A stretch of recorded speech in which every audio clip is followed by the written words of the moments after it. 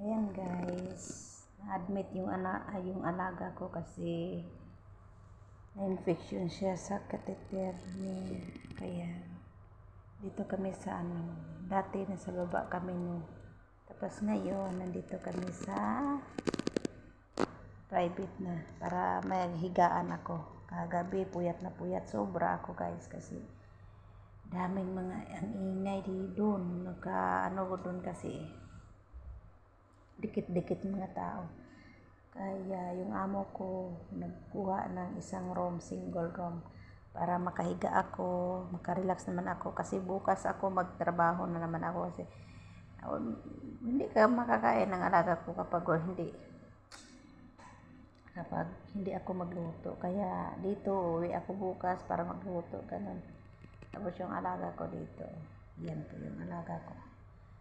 Yan po ang kwarto niya, private. Ayan po. Yan. So, maganda dito kasi may upuan doon na may bisita, may CR, cabinet, yan. Tapos yung bintana niya, ganun. Ayan guys. Ang pinakamaganda kasi dito kasi magbayad sila, pero kung doon, magdikit-dikit sila doon na bayad, pero dito may bayad sila. Ayan, magbayad sila na everyday.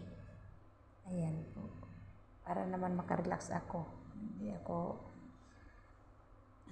bukas mapuyat. Kahapon sobrang puyat. Sobra, walang tulog. Sa gabi nakatulog ako 8:30 sa umaga, nagising ako 11:30. Ilan lang tulog ko? 8, 9, 10, 11, tatlo lang guys. Sobrang puyat.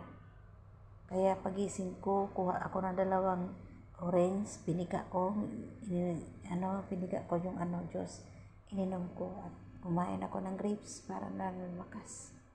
Ayan po guys, na-infection yung alaga ko kaya kailangan single room siya. Ayan po guys.